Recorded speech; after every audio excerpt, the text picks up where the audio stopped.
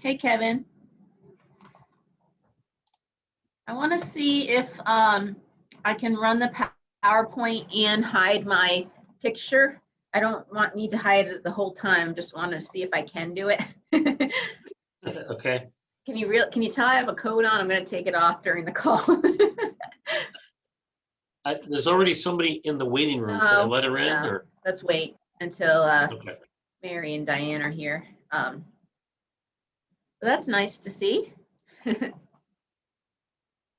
They get a message that says that we'll let them in when the meeting is about to begin. So maybe 5 minutes or so. If Diane gets on. Just gonna share my screen in a minute.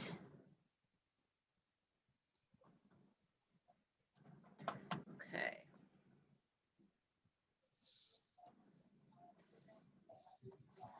Okay. Now, if I stop my video, let me know if you can see. Can you still see my screen? Okay. Yes. Good. I can see you know, the PowerPoint picture with the sidebar. Yeah. So if I hit slideshow, then I can start from the beginning.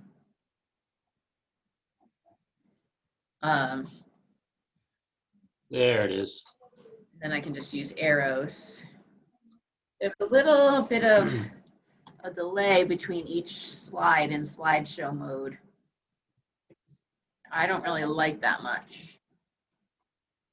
Yeah. Let me see. I think there's a way I can fix that. Transition. I'm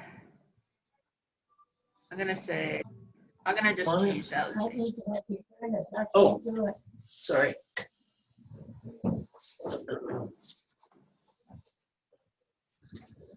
Oh, you got a boot. Yep. I'm gonna try this again.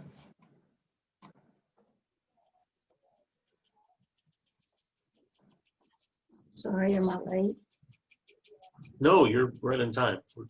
Jessica's just practicing some steps here. We haven't let anybody into the meeting yet, except for us.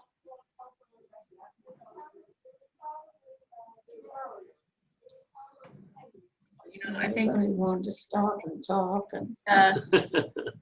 I think I fixed it. Let's try. Diane's not on yet, right? No. Let's try this. I like this better, right? Oh yeah.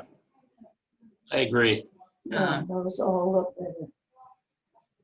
I wish I could see.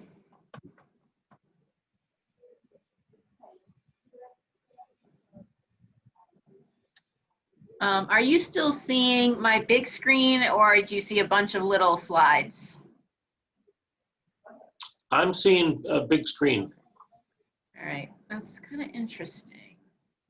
That.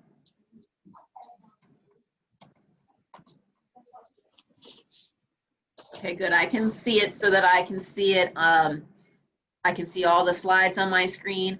And just speak up if, because it's really hard for me to tell what Zoom is seeing, because, you know, I just see my screen, you know. Right, right. So if things seem a little weird or off, say, I think things are weird or off.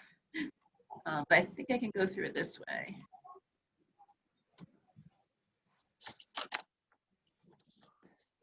Okay, awesome.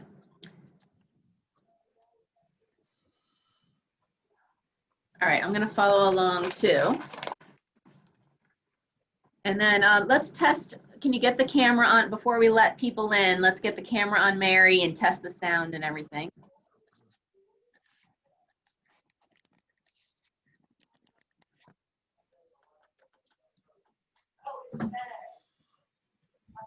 She's in the shot pretty good. I'm guessing she's probably going to have to sit a little closer though, just for the best sound.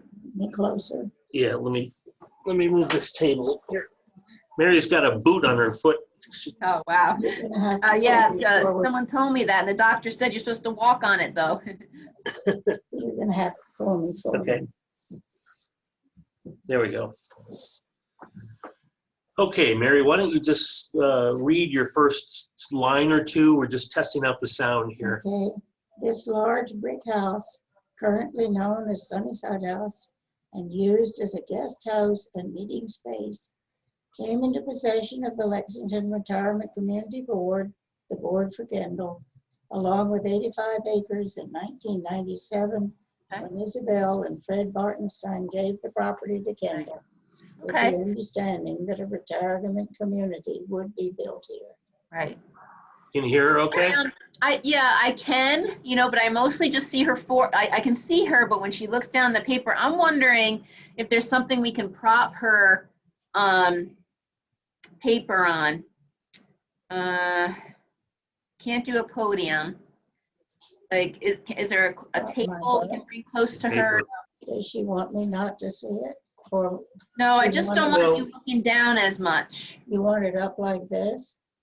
Yeah. Yeah, if you can hold it higher, it's just so that we can see your face a little better Okay. instead of the top of your head because you're looking down. All right. And if you're getting tired, you know, you can lower it, but then raise it back up again, you know, just hold it up as much as you can. But if you get tired, put it down. Okay. All right, I don't see Diane yet. I can do it this way. Can I move over this way just a little bit so I don't run into you? Yeah, go ahead and try it. I can't. You're gonna have to Oh, move that's the right, to chair. move you. Okay, how's that?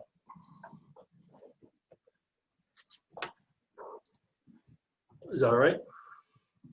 Well, I'll get this everywhere. Is that okay? Yep. I wonder if we should give Diane a call, make sure she can get in okay. Now she's gonna be first. Is she in the waiting room? Oh. Oh, no, she's not in the waiting room. You know, when I'm on share screen, I can't see the waiting room. So even while Diane is speaking for the first 5 minutes, take a look at that. Okay. And actually I don't want to share my screen yet anyway. So let's see. Okay. I'm going to stop sharing.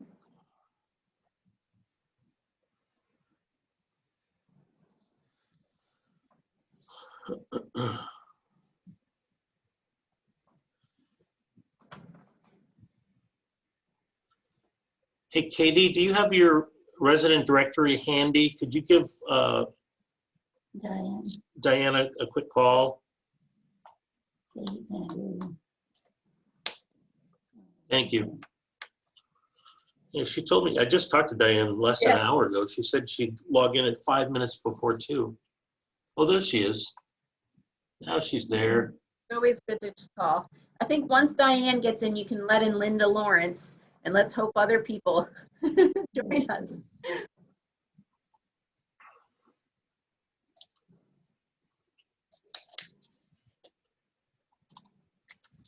Hello, everybody. Hello.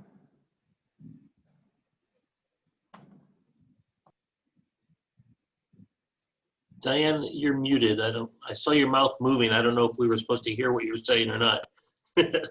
Coffee. Uh-huh. So there's 4 of us on the meeting? Uh, No, I think 8. yes, right now the panelists outnumber the guests. I hope that'll change soon. Or it'll be a very, very special show just for the Gillespies and Linda.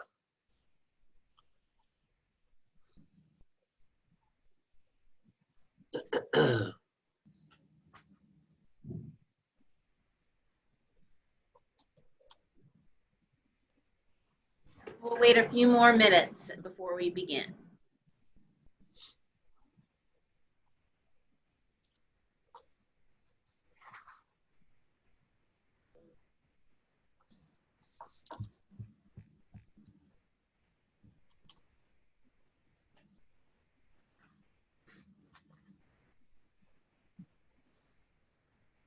I would be happy if you could leave out. I would be happier in the introduction to you.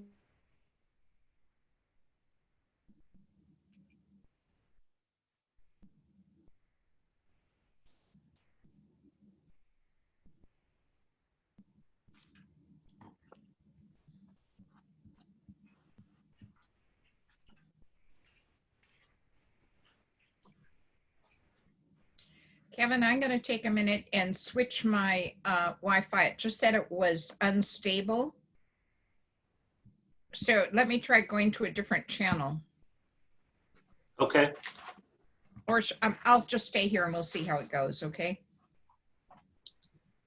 Zoom instructor 8. What does that mean? You're muted, Zoom instructor 8. I'm not Zoom instructor 8.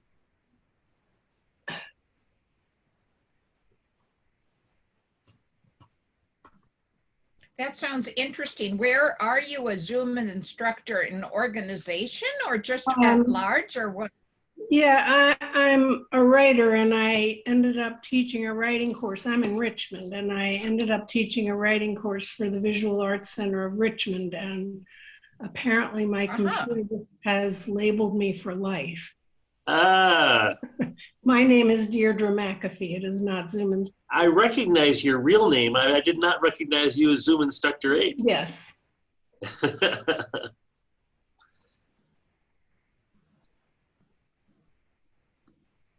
Okay. Thank you all for being on the call. Let's just wait one more minute.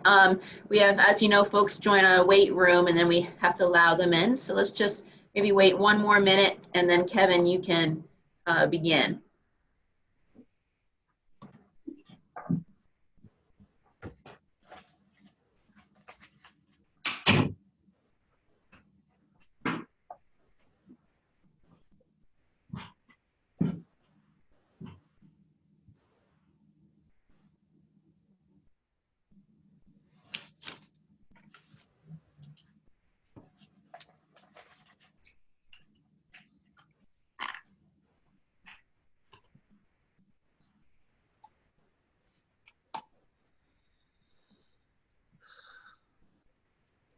Jessica, are you the only other administrator besides me who can admit people that are trying to come into the meeting?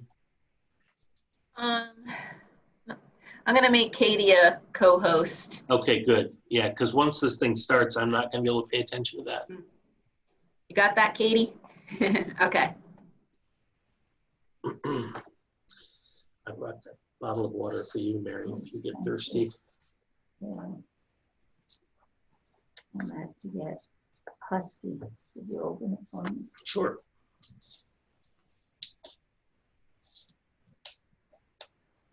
It's a tricky one. Doesn't want to let go. There we go. Thank you. You're welcome. Are you drinking a beer, Kevin? No, that's Mary's beer. I'm just having water. Okay. Yeah. And Kevin, we did just have a few more sign on. So I think you're good to get going when you're ready. Okay.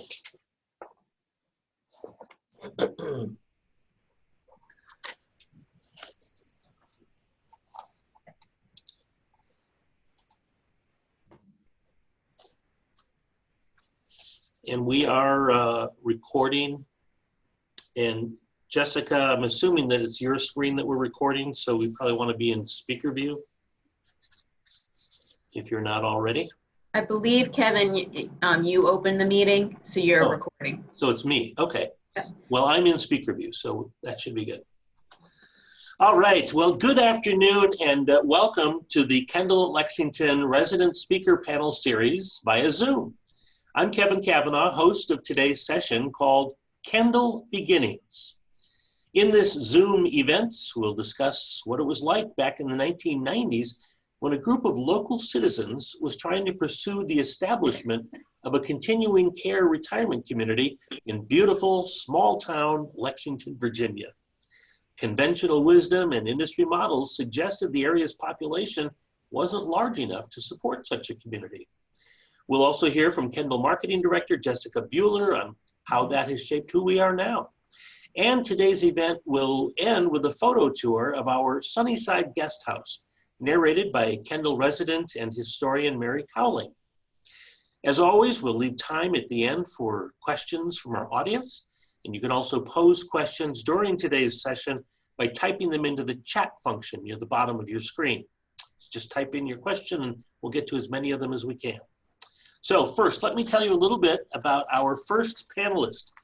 Diane Herrick is currently president of the Kendall Residents Association. Diane is originally from Minneapolis and has also lived in Chile and in the United Kingdom before settling in Lexington, Virginia about 40 years ago. Now, Diane moved to Kendall in 2013, but her involvement goes back to the 1990s when she served as project coordinator of Lexington Retirement Community, the group that created what would become Kendall at Lexington. Diane, thanks for joining us today. Well, thank you for having me, Kevin. As I was preparing to talk with all of you today, I was thinking about a meeting that Jessica Bueller and I were in this morning when we're still dealing with COVID. So turning this afternoon to talking about how we began, it's a great story. And I really enjoyed telling it to people too, because it was a real journey, just as this COVID that we've been through is a journey. But let me go back. Here in Lexington, there had been talk about wanting to have a place so that some of our residents wouldn't need to be moving, and it especially bothered the minister or priest at our Episcopal church, who was driving back from seeing some of his parishioners leaving town because they couldn't get the kind of care they wanted. But kind of getting it started was going to take quite some effort. So I ran into David one day on the street, and David said, Diane, can we talk? So we had lunch together and thought, yeah, we really did need something like a retirement community here, but how would it come about? And we decided the first step would be to draw together a board, an exploratory board, to see if it could happen. And we drew from people who had special talents from two churches, because I think maybe we thought we might be a Westminster Canterbury. We got together in the fall of 1994 for our very first meeting. And sometimes at meetings, you have some people who kind of want to say, well, I'm good at this and this, and want to show how it would be. Our meeting didn't even last 1 hour. It was, yes, we need to explore this. We really need to dig in and explore, and let's get to it. So I said that I would be the person that would do the arranging and the organizing and so on. And David Cox turned out to be the person that would do the writing. And he was, as a minister priest, was very good at articulating what the vision was.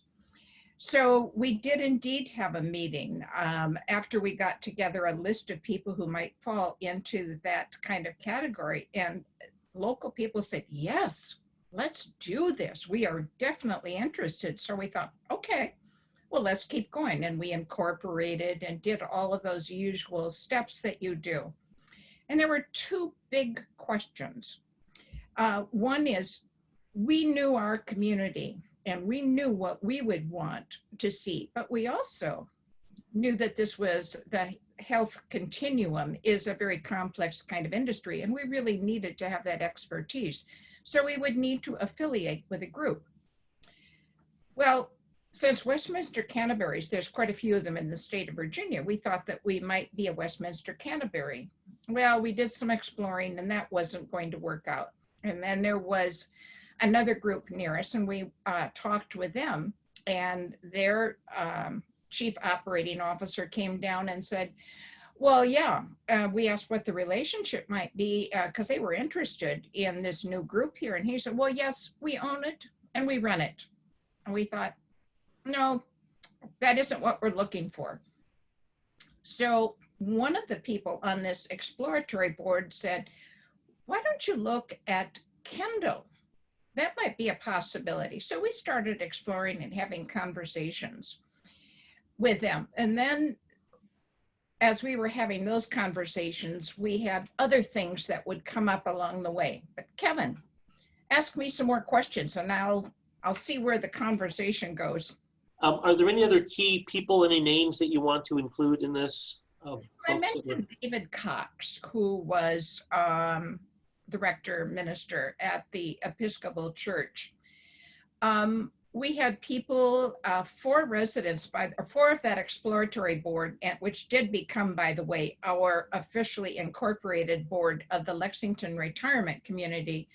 We had the attorney, Ned Henneman. We had the publisher of our local newspaper, and may I say that was critical. Every part of this was critical. Matt Paxton lives here. Beth Thompson is the person who introduced us to the Kendall Corporation.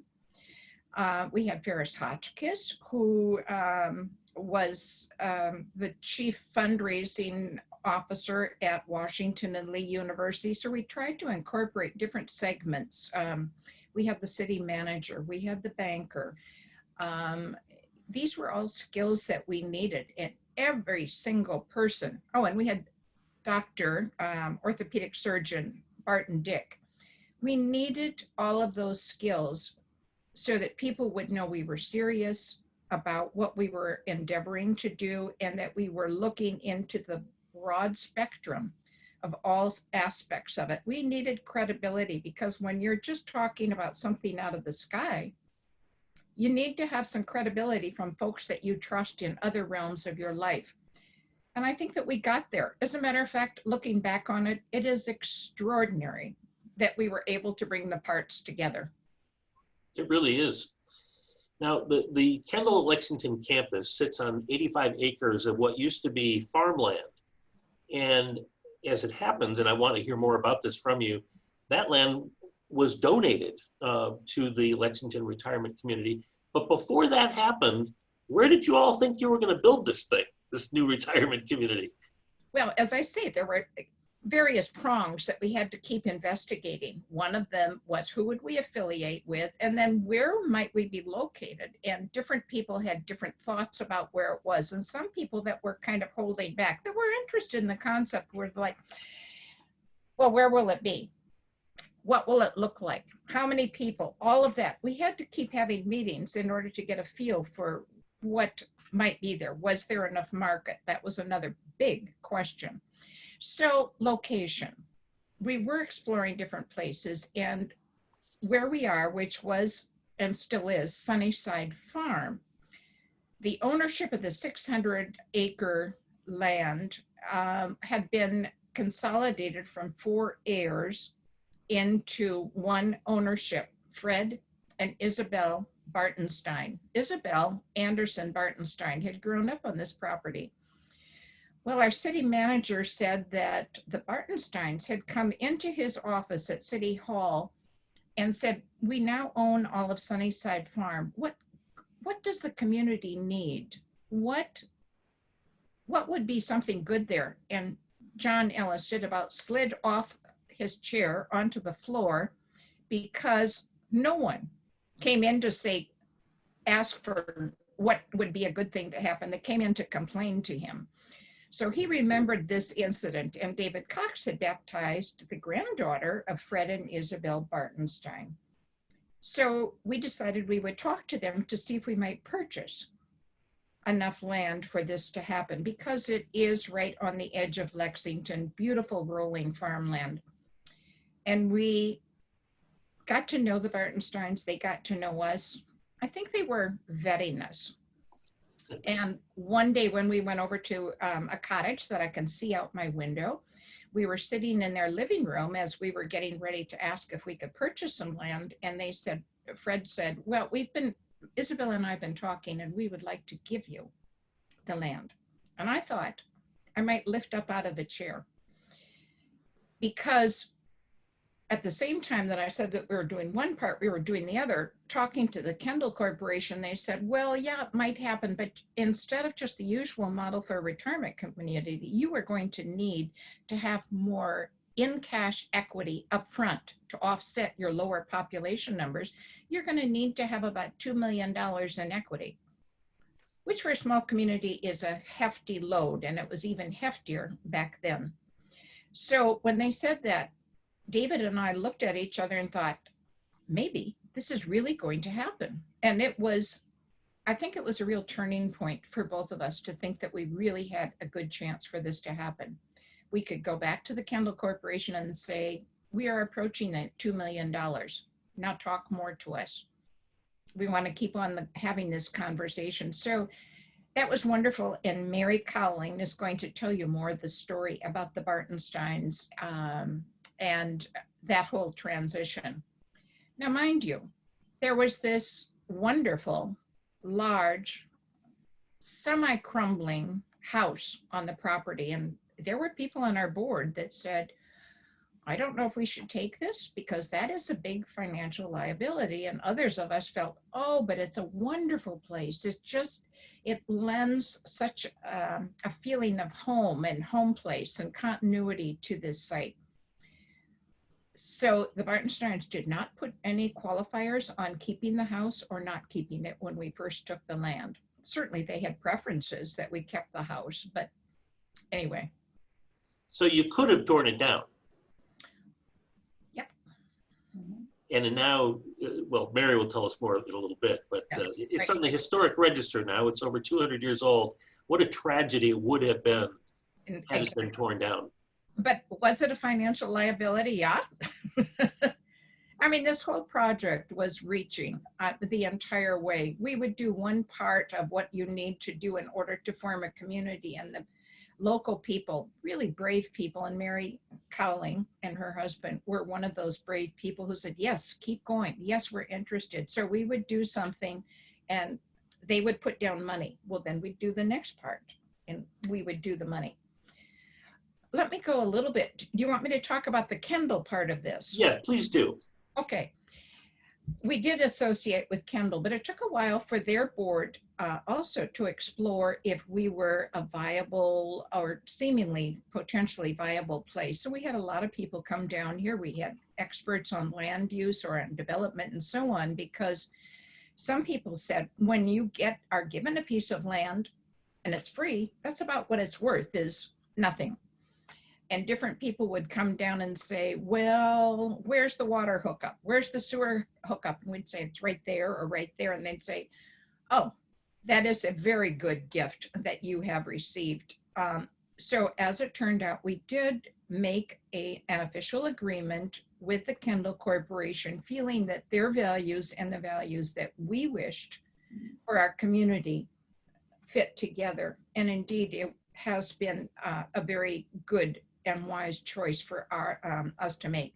They are Quaker based, and whereas we do have some Quakers living here, that sort of the basic human values of what we all treasure is what all of us have the respect for. But it's been a very good framework for us. They bring expertise in the field to us, the different directors in the different areas of running a place like this, complicated that it is there. So the directors can have the benefit of networking with those. So it has been a very good choice for us to have made. So we just kept on taking the different steps, finding the architects for this site, doing the RFPs that you put out, interviewing people, getting contractors, getting contracts. You have to have a certain size for it. It kept on going. So it was 5 years after we had that first meeting that we began to have people actually move in. And by then we got full-time staff that did have experience to open up an organization. The first residents moved in 2000. And so we will come to our 21st anniversary of being open. And we still have some of our original residents here, and we continue having new people join our community. Some people are local and some from out of the area. And I think we all treasure the mix of people that we have here, because it's wonderful to have new people come in, and yet it's lovely to have people who already know what's there and what are the resources in the community. And I love dinner time and talking with other people and seeing what they have to say. As Kendall at Lexington approaches its 21st anniversary of opening back in July of 2000, what things surprise you the most when you compare the idea of Kendall at Lexington back in the 1990s to what it actually is today in 2021?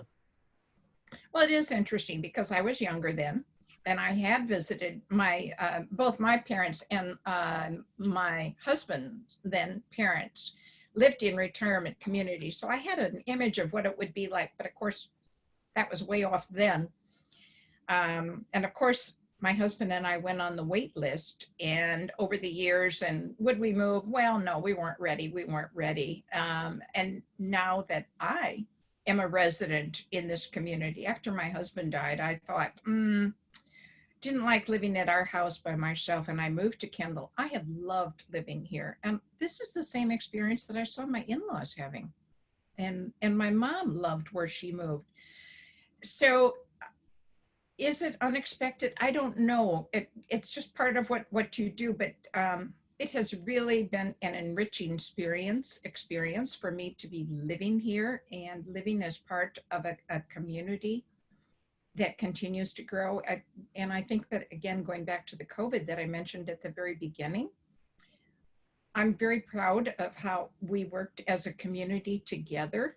We had no cases of COVID on our campus. We all mutually looked out for that. What we were doing individually was that it worked. Did we miss having the kind of social interaction that we would have liked to have had? Yes, but in our meeting today, we talked about how we're going to take some steps out and live a little bit more like we were able to do. So I think the sense of community and stimulation from the community, I have loved the stimulation of living at Kendall with the different conversations that we have with the other residents and with the activities that it is that we plan. We're the ones planning the activities. And so I think living it is even better maybe than planning it. Diane, thank you so very much. Diane Herrick is president of the Kendall Residents Association and a past member of the board of directors, and as you heard, part of the group that organized this thing back in the 1990s. Back when, before it was Kendall and Lexington, it was just farmland. So thanks again, and there may be questions for you later, Diane, so don't go away. So there were skeptics back in the beginning about whether Lexington and Rockbridge County had enough population to support a retirement community like this one. Let's turn now to Kendall Marketing Director Jessica Bueller about how that has shaped the makeup of this community. Jessica. Hello, everyone. Thank you for joining us. And I just love hearing Diane speak about the early beginnings. And what comes to mind to me is both having such amazing people at the table at that time. Some of the most passionate, most educated, smartest people they can think of to have on a board. But also that there was just a lot of magic and a lot of these folks on that board, they're smart. They can look at the numbers just like Kendall Corporate is looking at and say, you're going to open a community where? And you all said, we have the heart for it. We have the people. We know it's gonna succeed. It's a beautiful community. And even as I'm working the marketing, 20 years later, we still rely on that magic. If we build it, they will come, because I'm a data person too. And I've talked to consultants, and they ask, where are you pulling from? Where are people moving from? Let's see, should you do an expansion? Let's look. And I said, oh, well, we have a few people from California, a couple people from Vermont, someone from Florida. Okay, well, how did you get those people? Well, we do, and so it's very interesting to market a community like this, where right now we're about 55% of our residents move from this Lexington area, and the other 45% truly move from everywhere. A good chunk of that is other Virginia, but 35% of it is just from everywhere, and I think that makes our community wonderful. Again, it makes it a little tricky for marketing and for planning ahead, but I think it's that magic. It's that belief in this beautiful community. And it's, the decisions that have been made throughout the years, I think, have always had that twofold piece. Of course, there's the business decisions, but it is also, what is it that our community wants and will appreciate and will bring more to our broader area. We tend to have, and I don't know if you envisioned this back then, Diane, but in comparison to other CCRCs, which there's almost 2,000 of them, we're on the younger move-in side. We have a lot of freestanding cottages that attract couples to move in their early 70s, and that's a demographic that's shifting across the whole country, but not as much as we are. We have a lot more men than a typical CCRC. So it's very interesting to see how we compare to others, but I just want to commend everyone back then for doing that. It's a beautiful community. Kevin, Katie, and I love selling it, and the residents, though, are the ones that really make this a wonderful place. So I'll be available for questions later on, but I'll turn it over back to Kevin and Mary. I'll just add one thing to that. Jessica has far more experience in selling the CCRC than I do, but I learned very quickly that the best sales people on our campus are really the people who already live here. So, if I can get somebody who's thinking maybe someday I'd like to live at a place like Kendall, Lexington, if I can just get them to come and visit and meet the people who already made that decision to come here, my job is over in terms of selling. The rest of it kind of happens on its own. And I'll just say, Kevin, you might see, I'm about to share my screen in preparation for Mary's presentation. So bear with us for this technology piece here. Yes, very good. Well, one of the things that makes Kendall at Lexington unique, we've touched on it a little bit, but it's the Sunnyside Guest House, a 10,000 square foot structure built well over 200 years ago. Mary Coulling will be the narrator of our photographic tour of Sunnyside. Mary and her late husband, Sid, were among the very first residents here at Kendall at Lexington, moving in July of 2000, which was our community's first month open. Mary is a graduate of Agnes Scott College and devoted over 40 years to intensive study of 19th century American women and the Civil War. She's written a couple of books, and she serves on a committee that oversees the Sunnyside House. So she's here now to tell us about its history while showing pictures of the historic structure inside and out. So I'm going to turn my camera now. And this is Jessica again. Can everyone see on their screen Sunnyside House tour? Yes. Okay. And I would recommend that when you go to where your viewing is, you click on, it's a little square button above everyone if you're not there already, and it just says speaker only. This way you only see Mary on top of your presentation rather than the whole gallery. So you can choose, if you like to see everyone watching it, that would be great too, or you can just choose to see Mary only and see the speaker while the tour is going on. All right. Mary, we're ready for you. Take it away. Thank you. Sunnyside House is used as a guest house and meeting space. And as you've heard, it came into possession of the Lexington Retirement Community Board, along with 85 acres, in 1997, when Isabel and Fred Bartenstein gave the property to Kendall, with the understanding that a retirement community would be built here. As you will see when we move through the building, the house was obviously built in several stages.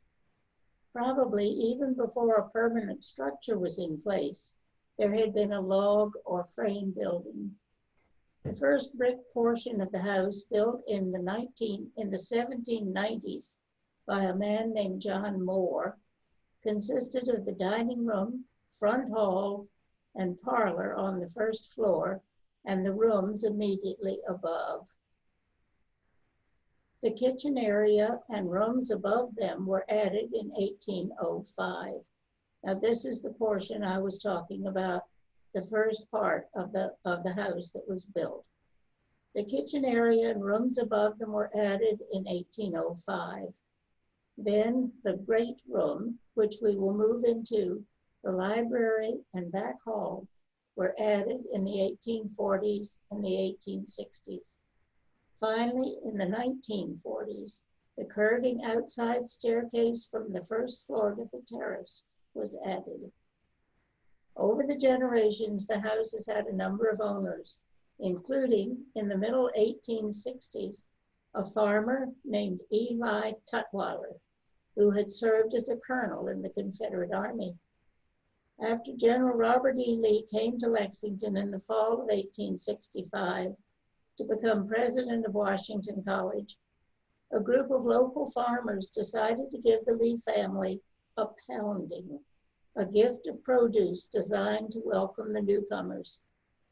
Eli Tutwiler's contributions, according to extant records, consisted of, quote, 4 hams, 2 shoulders, 1 turkey, 30 pounds of buckwheat flour, 1 barrel of white flour, 10 bushels of corn, a half a bushel of dried peaches, and crocks of quince and apple butter. You can see that it was indeed a farm location. Interestingly, more than 130 years later, Eli Tutwiler's great-grandson, Carrington Cabell Tutwiler, was one of the very first residents of Kendall and a generous supporter of the newly formed corporation. In 1926, the last private owners of the house took possession. Colonel James Anderson, his wife Isabella, always called Miss Bell, and her 2 sisters, Miss Helen and Miss Ella Webster, each quarter owners of the property. In addition to operating the property as a dairy farm, Colonel Anderson taught at VMI for many years and later became State Highway Commissioner. The Webster girls worked at W&L, Miss Ella as Secretary to the President, Miss Helen as Secretary to the University Treasurer. The Andersons occupied one side of the house and the Webster ladies the other. The 2 groups lived in the house as separate units, the Andersons occupying one side, the Websters the other, with separate kitchens and entrances. If a visitor knocked at the Anderson entrance to call on the Websters, he or she was politely sent around to the other entryway and vice versa. Even the 4 Anderson children were divided up, with the parents rearing the 4 boys, the Webster ladies caring for the 2 daughters. After Colonel and Mrs. Anderson and the Webster ladies died, the property came into possession of the 4 Anderson children. Eventually, Isabel Anderson Bartenstein and her husband Fred bought out Isabel's siblings, and after much thought, decided to donate the property and house to Kendall. At the time of the donation, the house was in seriously deteriorated condition. Mice infested, with sagging ceilings and a leaking attic, A section of the walls in the kitchen area had dropped and needed foundation stabilization. Sadly, Isabel died in 1998 before restoration of the house could begin. As a memorial to his beloved Isabel, Fred offered to pay for most of the stabilization and renovation, providing new plumbing, electrical work, and lighting, as well as wall, window, and carpet treatment. The entire interior, other than walls, was gutted, the roof repaired, the attic cleaned out, the basement ceiling raised, and new plumbing and electrical work installed. It was a time-consuming and very expensive undertaking, continuing from 2000 to 2006. Early on, the Kendall committee overseeing renovation made the conscious decision not to redo the house as a museum with interior and furniture in period sync, but rather to restore the house as a comfortable late 19th century home whose owners would have acquired family pieces over the decades. And so wall treatment began with wallpapers of the 19th century. Bordering these, just under the ceiling line, was installed what is called incrusta, an English decorative style used in lieu of crown molding. What that is in the house is made of a heavy plastic instead of earlier decorated plaster. The carpets in the main rooms of the first floor are Durkin, made by the Mohawk Company, especially for Sunnyside House. Their design provides an interior pattern with borders, so each room looks as if it had laid carpet while still covering the entire floor area. As you can see, the dining room has been restored to serve in just that capacity with a large table and chairs. Before the restoration, this had been 2 rooms with an arched dividing wall between. The parlor across the hall has become the more formal space for small meetings with some interesting pieces of furniture. The desk, given by a resident, is an early 19th century piece. The small occasional tables in this room and the slightly longer table in the front hall were made by a resident with a special talent for woodworking. The Steinway piano was the gift of the daughter of one of Kendall's first residents. The books lining the bookcases belong to the Anderson family, and many of them have family inscriptions, such as "To Isabel with love from Daddy." When the parlor was being restored, workmen began scraping the painted mantel, only to discover that underneath the layers of paint was fine quality marble, presumably from a local quarry. The decision was made not to restore any of the many fireplaces in the house because of the age and historic importance of the structure. The large room beyond the parlor is known today as the Great Room, used for meetings, parties, and dinners. For large meetings, there's a screen that can be dropped for slides or movies. And there are tables and chairs here and in a storage room behind the library so that as many as 75 people can be seated here. Bathrooms were also provided off the library and next to the elevator shaft. Fred and Isabel Bartenstein were married in front of the dormer windows here in the Great Room. In the past 10 years, there have been at least 2 weddings here, as well as several wedding breakfasts and rehearsal dinners. And this coming summer, Fred and Isabel's granddaughter will be holding her own wedding in front of those windows where her grandparents spoke their vows together so many years ago. When the restoration was complete, a committee of residents were entrusted with the task of furnishing the entirely empty house.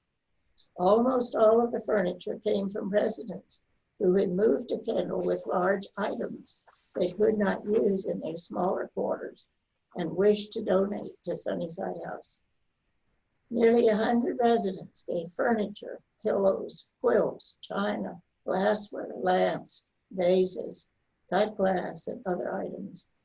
A handmade quilt was donated for one bedroom, and needlework cross ties for suitcase holders were made by other residents.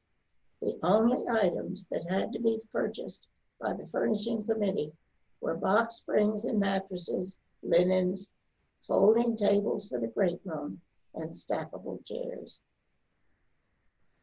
Moving on through the back hall, we come to the kitchen, which, as mentioned before, was added to the house in 1805 and was totally redesigned during the renovation to serve as a catering kitchen. The belief being that for large functions, the Kendall kitchen staff would likely do most of the catering, or else outside caterers would come in with items that could be reheated. A new full-size stove, refrigerator, and dishwasher were installed, and all of the dishes, glassware, and cutlery were donated by residents. Guests may use the kitchen to make their own breakfasts or snacks. The floor in this room is original, as is the floor in the front hall. The back portion of the kitchen, which had dropped, was entirely rebuilt with a new exterior foundation, and then a new section was added to the side of the house near the kitchen on 3 floors to accommodate an elevator shaft and elevator.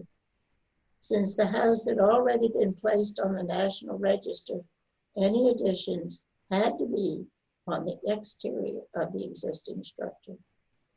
The window panes in the kitchen are original, as they are throughout the house. You may want to look in particular at the pane that faces to the east, where a romantic member of the Tutwiler family evidently used a piece of diamond or some other hard device to etch a lugubrious 2-stanza poem written by the 18th century Irish poet Thomas Moore, whose lyrics set to Irish melodies are still sung in Ireland today.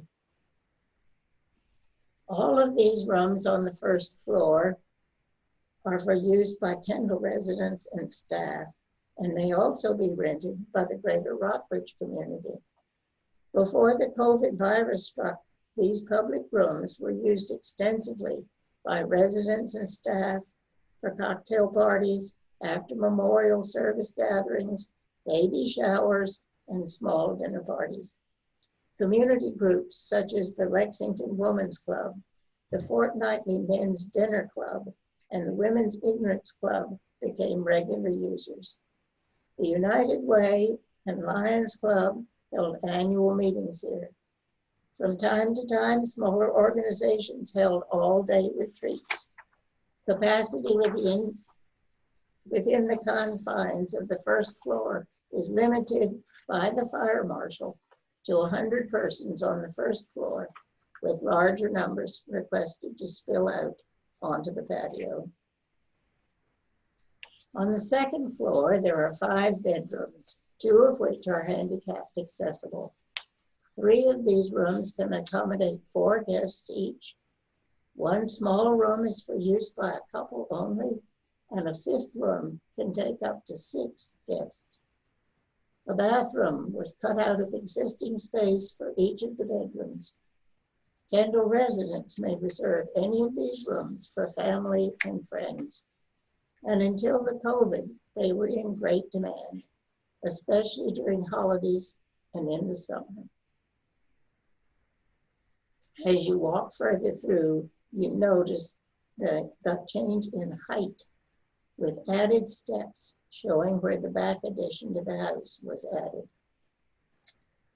In bedroom 202, there are 3 especially interesting pieces of furniture, all of which were in the house when the Andersons lived in it.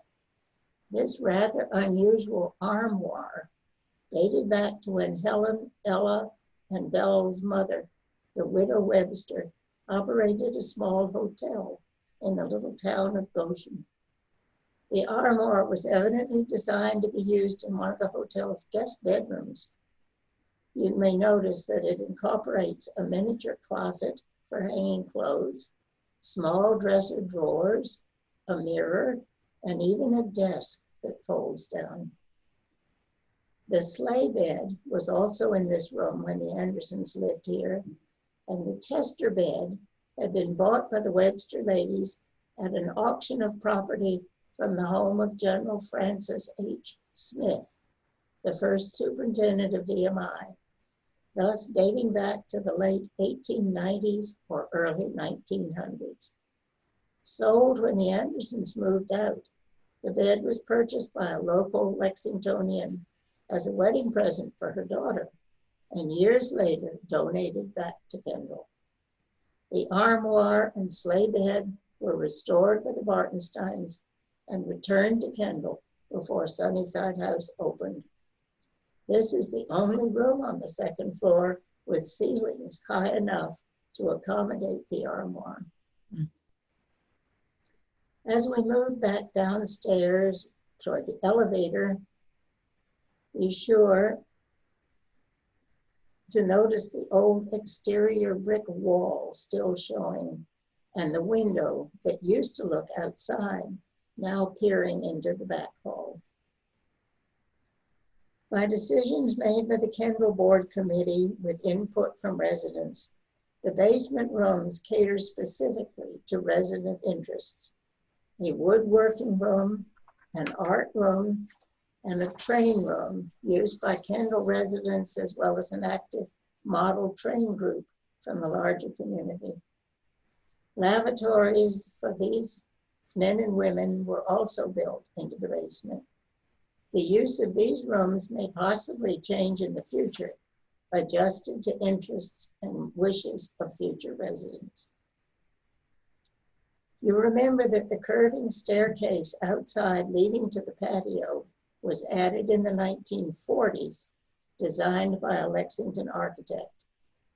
The patio was bricked in during the restoration, its design overseen by Fred and Isabel's son, Arthur, who lives in Lexington. Other exterior additions include the new front porch and a brick walk to the front door. If you stand on the patio, you can look over to Isabel's cottage, the only outbuilding on the property not removed by the overseeing committee. Taken down were a barn, a granary, and a milk house or shed. There are two theories about Isabel's cottage. One, that it was a standalone kitchen in the very early days of Sunnyside House. The other, that it was slave quarters. Today, it is a cozy but charming residential cottage. The patio lends itself to informal meetings in nice weather, overflow groups from large gatherings, and cocktail parties. The small Japanese maples that you can see as we move further are a recent addition. Incidentally, the very old trees surrounding Sunnyside House were among the few trees on the entire property when Kendall acquired it. Remember, the campus had been pasture land for the Andersons' dairy farm. And finally, let's take a stroll across the lawn to Sunnyside's secret garden, laid out for the Webster sisters many years ago. A leafy space ideal for quiet reading and contemplation.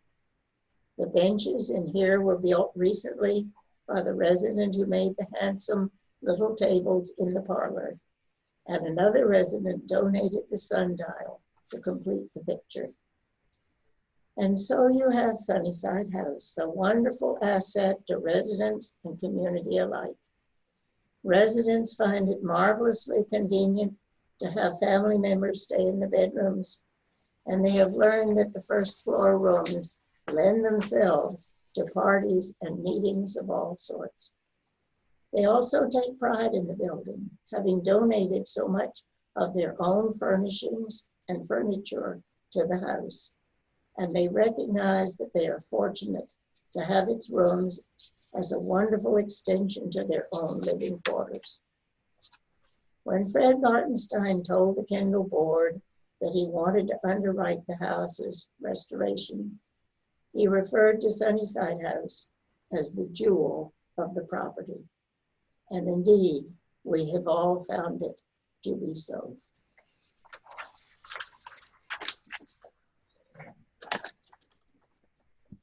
I feel like some clapping is due. Mary, thank you so much. I just love hearing about the history of that building. And I'm in awe every time I walk in the front door and I see that plaque, that National Historic Registry plaque, and knowing that that building has stood there now, not all of it, because it was added onto, what, 3 or 4 times over its 200+ year history, yes. But the original structure built in the 1790s. So 230 roughly years ago. It's amazing to me. All right, so that's Sunnyside House. I want to say thank you to Mary Coulling for sharing that. Thanks to Diane Herrick and Jessica Bueller for your contributions to today's session. And look, we've got about 10 minutes left for questions. So I noticed there were some chat questions. First question, is there nearby land not owned by Kendall that has been recently developed? What sorts of developments are coming on nearby? Are there restrictions? So the rest of the 600-acre farmland that Diane originally spoke of has been put into conservatorship.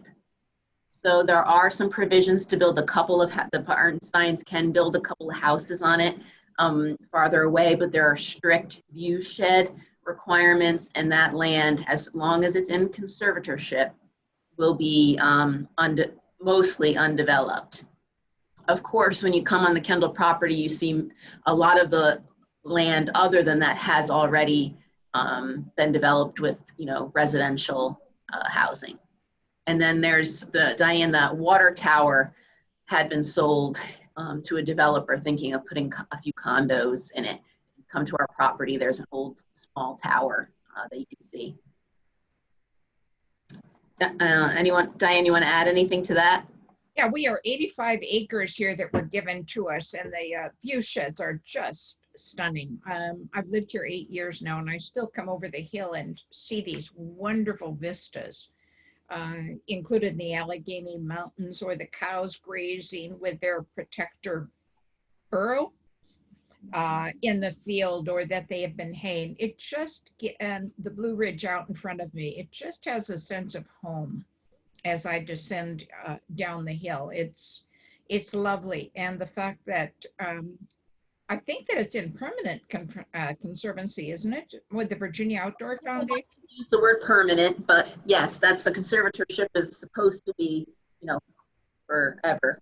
But and again, this is part of what the Martinstein family wanted to do, was to still make this a wonderful place, to make Kendall at Lexington have its setting that was here. So we are very grateful for their thoughtful stewardship. This is land that is leased to a farm family, a local farm family, and they have been farming there for a long time.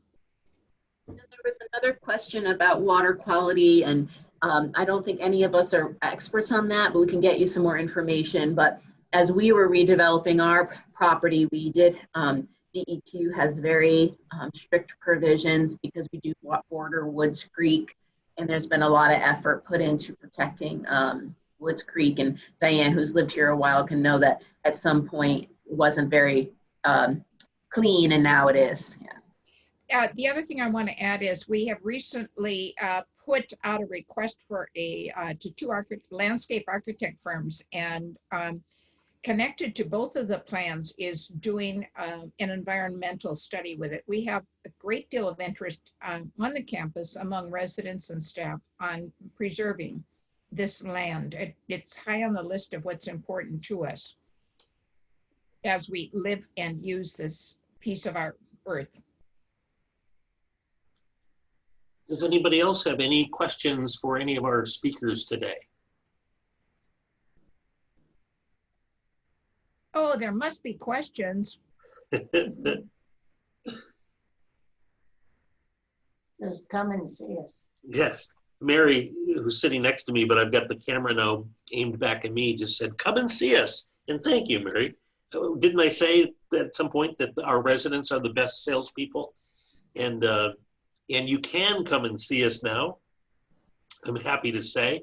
So if you're interested in scheduling a tour or a try-it visit where you actually get to stay overnight in one of the Sunnyside House guest rooms and have more time to meet residents, enjoy a meal from our kitchen, and explore not only our 85 acres, but historic downtown Lexington as well, well, just contact either Katie or Jessica or myself, and we will be happy to make those arrangements for you, whether it's a quick 2-hour day trip tour or a whole night or two staying here on our campus. So thank you. Oh, go ahead, Diane. Well, I wanted to add that people who want to come visit, the residents are happy to show our individual residences. I live in an apartment with this lovely sunroom that you see behind me, and other people who live in cottages, so that we are happy for you to see where we are living and how we have made these spaces our own homes. So do come visit, or we also have conversation time on Tuesdays from 5 to 6. We still welcome vaccinated people. And another thing I wanted to add was that when I have family come, I do pay a guest fee for people to be accommodated over at Sunnyside House, but my granddaughter has loved visiting there because there's a wonderful curved stairway in the front. She thinks she's a princess as she goes down the stairs. All right, thanks again to Diane and to Mary Coulling and Jessica, and thanks all of you for tuning in for our Zoom meeting from Kendall, Lexington. Stay safe, and we hope to see all of you here on our campus one day soon.